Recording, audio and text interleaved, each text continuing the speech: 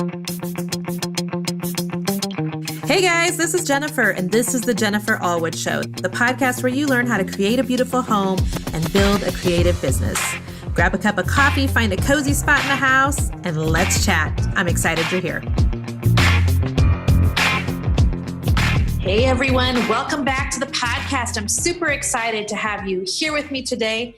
This is podcast episode number 77, the one where I convince all of you business owners to be using Instagram stories for your business. Dun, dun, dun. I'm super excited about it. I'm obsessed with Instagram stories. So super excited to get started talking. But first, I want to read to you real quick an amazing podcast review that's on iTunes for me this week from Jolie's Home Jewels. And here's what Jolie says. She said, Jennifer's podcast was the very first one I ever listened to, and now I'm hooked. Her inspiring and dynamic personality shines through in a very relatable way. Every guest she has, her personal experience and encouragement have been wonderful for my business. Hey, Jolie Home Jewels. First of all, thank you. Thank you so much. And second of all, I just want to say to all of our listeners right now that there are probably a whole gang of people in your world who maybe are not really familiar with podcasts. They really don't, they don't know how to get them on their phone. They don't really know like when to listen to them or which ones they should listen to. So if you could be a gem and maybe tell a girlfriend, a neighbor, a friend at church, a stranger on the street about the Jennifer Allwood Show, we would be super duper grateful. And if you have a chance to slip on over to iTunes and leave us a review, that would be just amazing. And I'll hug your neck when I meet you in real life. So let's talk about Instagram stories, okay? We're going to talk about 3 different components to Instagram stories. First, we're going to talk about where to find them, where they're at, why would you do them? Why are they important for your business? And what should you actually put on your Instagram stories? Okay. So those are the 3 things that I'm going to cover. So grab out a pen and a paper, take a few little notes here, or just listen in as you paint your furniture, do your laundry, take a walk in the morning, what have you. So first of all, let's talk about the where. So if you were to open up your phone right now, I actually think that like while you're listening to me talking on the podcast, that you can open up other apps on your phone. So if you go to your Instagram, the stories are just the round circles at the top. See how when you land on the home, and if you don't know how to get to home, hit the little home button, a little house button. And the round circles at the top are people's stories. So if you click on any of those circles, the people that you already follow on Instagram, that's where you can watch their stories. They're literally like less than 15 seconds long. Some of them are fun boomerangs. And if you're not sure what a boomerang is, it's just one of those things like where somebody dives into the water and then they show them diving backwards and then they dive in and then they dive backwards. Like it's just a little back and forth. It's super duper fun. But the stories are there. The stories are totally different than what you see in your Instagram feed. So your Instagram feed, just FYI here, I'm just making it real basic at the very beginning, is the part of Instagram that you're like scrolling to look at everybody's pictures. And you're literally like doing that swipe with your finger where you start at the bottom and you're scrolling up. That is the story. So that is the feed. So Instagram stories and your Instagram feed are very different. And then Instagram decided to complicate things even further by adding Instagram Live, which, by the way, not a fan of. Don't recommend you do it. Don't waste your time. And I know that I'll probably get some hate mail over that, but that's okay. Instagram Live only stays live for 24 hours up in the stories. And I promise you, I do not listen to even one of them. When I am going through stories and I see an Instagram Live, I fast forward right through it. Don't even stop to listen. And so then the 4th thing that Instagram's doing right now that's super fun is IGTV. And I will not like confuse this whole podcast with talks about IGTV, but it was one of the things that I was coaching about in my inner circle this month for all of the entrepreneurs in there, how they could use IGTV to grow their business. If you are not in my inner circle and would love to be on the waiting list for when we open again this fall, you can go to a link in the show notes or just go to jenniferallwood.com/inner circle and you can get on the wait list there. So that's where you find Instagram stories. You find them in the little round circles up at the top. If there's somebody in particular that you're like, I'd really like to see if they have any stories right now, go to the search button that looks like the magnifying glass, type in their name, and go to their Instagram stories by just always clicking on the round profile picture. That's all you need to remember, okay? And here's a good way to remember it for those of you who are like new to Instagram. Stories has the letter O in it. The letter O is a circle, and the circles are what's at the top of Instagram. Boom! Right? I went to college for 4 years to be able to say that with confidence. So listen, that's where you find your Instagram stories. So second thing we're going to talk about Why should entrepreneurs be doing Instagram stories? Okay. This is the meat right here, by the way. This is what I really want you to grasp. So listen, for those of you who are selling a service, for those of you who have a boutique, for those of you who have a store, you have a brick and mortar, you have products that you're selling online, you're making jewelry and shipping it out, you have a cupcake store at home, like one of my favorite people does in my inner circle, Sweet and Saucy Life. If you are a painter, whatever it is that you're doing, you have to remember that the thing that sells your product before anybody else's, if they have the same thing as you, is always going to be the relationship. All right. Let me give you the very best example that I can use. So when I was young, I spent a lot of time with my grandparents. God rest their souls. I just absolutely loved them. They were my favorite people on the planet. Does anybody else just like have a phenomenal relationship with their grandparents? I would do anything just to be able to spend another day with them. And so spent a lot of time with my grandparents. And I come from a very small rural community in Iowa. And my grandmother came from a town that was outside of ours, but the town that she lived in, when I would go stay with her, it had 2 grocery stores. And grandma was saucy. I mean, she had some spunk to her. I loved her. And so I can tell you how grandma would decide which grocery store we would go get groceries at. It was not the one with the lowest prices. It was not the one who had the coupon. It was not the one who had the prettiest, storefront with the writing in the windows with the bar of soap. It wasn't the one that sent out the ad in the newspaper. Oh, no. We went to the grocery store based on which of the store owners did grandma like better than the other. And that is the honest to goodness truth. That's how she decided who she was going to do business with, because she knew both owners. Friends, listen to this and grasp it, you business owners, okay, please. The online space is no different than the grocery stores of the 70s. I promise you, it's the same thing. We complicate business so much online. And the truth is, it comes down to the very, very basics. Relationships still sell. When people know, like, and trust you, they will still buy from you. That's why grandma decided which grocery store we were going to at any given time. Who did she know, like, and trust? So let me give you an example of, let's go back to my friend Anna at Inspired by You Jewelry. Okay. Anna's been in my coaching group for years. She has Inspired by You Jewelry. Now listen, Anna is not the only woman on the face of the earth doing leather earrings. And her prices are probably pretty in line with other people. Do you want to know why I get earrings from Anna? Well, it's because I've developed a relationship with her. It's because I know who she is.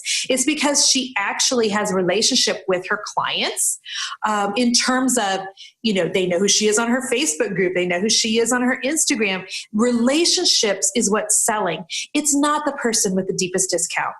Relationship is what sells. It sells whether you're selling a course. Relationship is what will make people buy a product from you. Unless you get to the sides where you are Starbucks, you are Coca-Cola, you are Apple, you are Nike, then you don't have to worry about the relationship component. But the rest of us, small business owners, we have to worry about the relationship piece. It's what sells. So listen, one of the reasons I love for entrepreneurs to be using Instagram stories is to build that relationship. Because when people see you and they watch your Instagram stories, number one, they get used to the sound of your voice, right? So they hear you talking. They kind of get used to your mannerisms. They kind of get used to how you say things, the slangs that you use, the sayings that you say, the way that you word things, how you kind of pause, and they get used to the hearing you.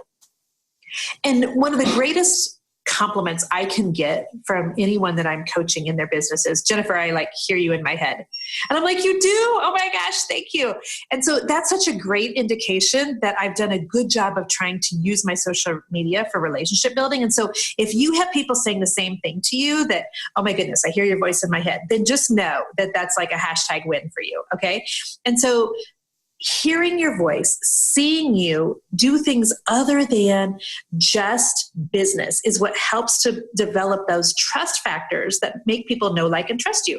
So people who follow my Instagram stories, they know that my husband is an incredible cook. He could have had his own restaurant time and time again. He's such a good, incredible cook. And so this week, I did Instagram stories showing him in the kitchen. I did Instagram stories of us in the pool. I showed Instagram stories of me out on my deck having quiet time with the Bible. Those are all real parts of my life that I'm willing to show to a lot of times complete strangers, not for the sake of making a sale at some point, but for the sake of building relationship with the people who are actually following me. So if you can force yourself to just show more on your Instagram stories than just what it is that you do for business, I think you will be shocked at how that will build this relationship with people that make it so that when you decide that you have something for sale, they're going to stand in line for you. They're going to stand in line for you because they know who you are. They've watched your stories. They relate to a lot of things you do in your daily life. They like you. They trust you. They feel like they know you. And so then when you sell to them, or you have something that you're proposing to sell to them, it's an easy decision for them to make. I love the book by Gary Vaynerchuk. I read it years ago, and it's called Jab, Jab, Jab, Right Hook. If you have never read that book, we'll put it in the show notes for you. But Gary Vee, who's a master at marketing, his theory is basically this, and I'm going to paraphrase for those of us who like to keep it simple, okay? The entirety of his book can kind of be broken down into this. When you give, when you give, when you give, when you give, and then you offer something to sell, that's how marketing works best. So jab, jab, jab, right hook basically just means serve your audience, serve your audience, serve your audience, serve your audience, and then come in with something for sale. So while you're serving your audience, make it not all about business, my friends. It will actually be such a blessing for your business if you will allow yourself to just have the tiniest bit of vulnerability on your social media, which sometimes means allowing people to see behind the curtain. I know that I was trying out this new Instagram story option this week that just came out, and it's called questions, right? So questions basically means I can put a story on my feed that says, ask me anything. And so I did this ask me anything yesterday and got tons and tons of people asking me questions. And a lot of those I was answering live on my Instagram stories, and it was super fun. And one of the questions was, how do you stay okay with being very vulnerable and people knowing all the things on social media? And I was like, well, that's a great question. It's a great question because, first of all, I don't let people know all the things about all the things on social media. I just give them access to in stories what I want to. There's tons of things that we do in our private life and conversations we have and places we go that never actually make the stories. But I just thought that was such a fun question. And so I think everybody needs to figure out what they're comfortable with sharing. But I want you to really stretch yourself for those of you who have been so hidden behind your social media. And perhaps you haven't listened to my podcast on why you're hearing crickets on your Facebook page. If you have not heard that, you need to search for that in the episodes. And you need to go listen to that because it'll talk to you about why nobody's talking back to you on Facebook. You have to make it personal, friends. You absolutely have to if you're going to be able to succeed in business. Okay. So we talked about the where to find the Instagram stories. We talked about the why. So now let's talk about what. Like, what could you actually share? Because I do get that question a lot too. Like, all right, Jen, I get it. We need to be more social. We need to be putting more personal stuff. I totally get it. But what should I put? Well, I was thinking about like who I could use for an example. And let's take my friend Cindy Manley. So Cindy owns a company called Art Shattered. She does glass art.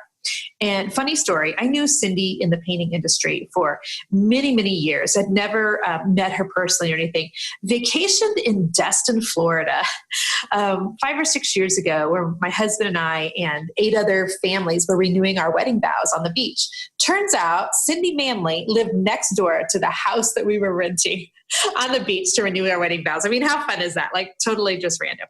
So Cindy does shattered glass art. So I was thinking, like, for Cindy, who's going to be shocked when she hears this on my podcast, I was thinking, what kinds of things could Cindy share? Well, Cindy could share, like, how does she hunt for the glass? Like, when she's out looking for glass, like, I don't even know what that looks like. Is there a place you go for glass? I have no clue. But it would be fascinating for me, Cindy, to, like, know your process so that when you're in a glass hunting place, which I'm sure, by the way, is not even a thing, that you're showing me little Instagram stories of, like, all the different glasses. And then how do you decide which of the pieces that you want to use for your artwork? And then how do you literally like break them up? Because in my head, I'm imagining you like putting them in a trash bag and just taking a hammer to them. That's probably not accurate and shows how little I know about glass art. But that would be a great boomerang, like the actual breaking of the glass. Okay. And so then you could show like just little clips of you kind of putting the glass together for clients, because what it does is it whets the appetite of people who they might be casually like interested in your product, but now they're like, okay, this is fun. Like, this is a process. This is really art. Like, I'm watching her, like, showing how to put this all together. And then Cindy could do something like when she's headed to the post office and she's shipping out 10 orders this week of new things that she's made with glass. She could have her husband just be filming her walking into the post office with 10 boxes. And I'll tell you what that does. It makes the people that are watching your Instagram stories go, dang, Cindy's selling a lot. Let me look again at what she's got for sale, because if she's selling 10 of those this week, like maybe I need one. Maybe I need one. And so see how we can use like Instagram stories to whet the appetites of our followers, so that when it comes to like then Cindy showing a piece she has for sale, and if Cindy's got over 10,000 followers, then they can swipe up to buy it. Like, then Cindy just hit the jackpot. Then she hit the jackpot. And it's because she's done all this laying of the groundwork. Okay. So you could do behind the scenes, like those sorts of things. You could show, things that your family is out doing. You can do links to blog posts. You can do, one of those questions like I did. You can do polls on Instagram stories. Here's the deal. Instagram stories are a lot of fun. Now, I know that so many of you are like me and you're like, okay, I'm just so much more comfortable on Facebook. Look, I get it. I totally get it. And for those of you who may be a little more middle-ageder, like myself, turning 47 next week, I never was able to understand Snapchat. My kids are on Snapchat and I just look at Snapchat with like that blinking, like deer in the headlights look, because I don't get it.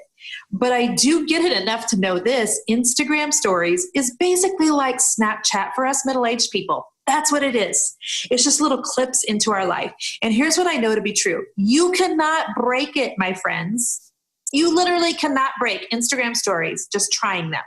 Just trying to put more things out there for the world to see. You're not going to mess it up. And if you do mess it up, very few things on this side of heaven are permanent. Remember?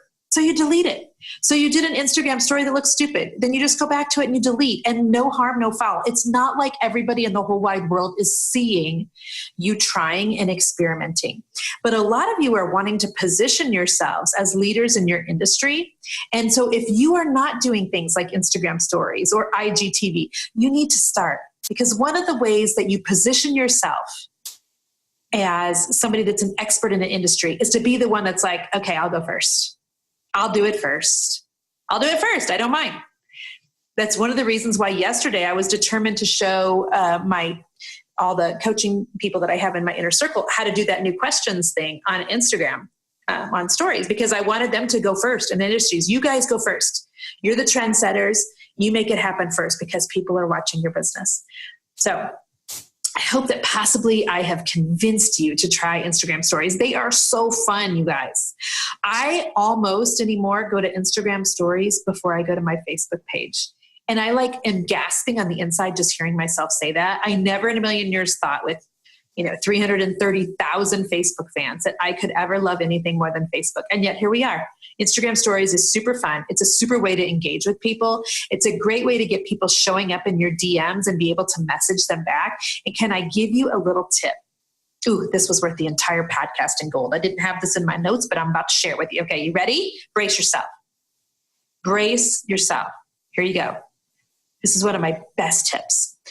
When you see that people are responding to your Instagram stories, and the way that you'll see that they're responding to you is up in the very corner. If you're on your home screen, so touch the house, you'll see a little blue arrow and it has a number on top of it. And the number never goes higher than 20, by the way.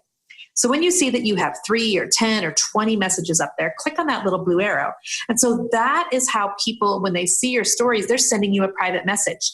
Now here's one of the very best ways you can use Instagram stories. Sure, you can Instagram story them back, like just write a message, okay? But instead, there's a little button that looks like a camera.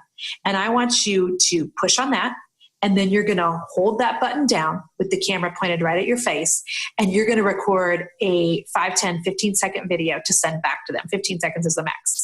So instead of you just typing back, thanks so much for your comments, yada, yada, yada. Instead, I want you to send them a little Facebook video back, and they are going to have their mind blown. They are not going to believe, oh my gosh, she just took the time to show up in my DMs with a video. And let me tell you what you just did, my entrepreneur friend. You just made a client for life right there.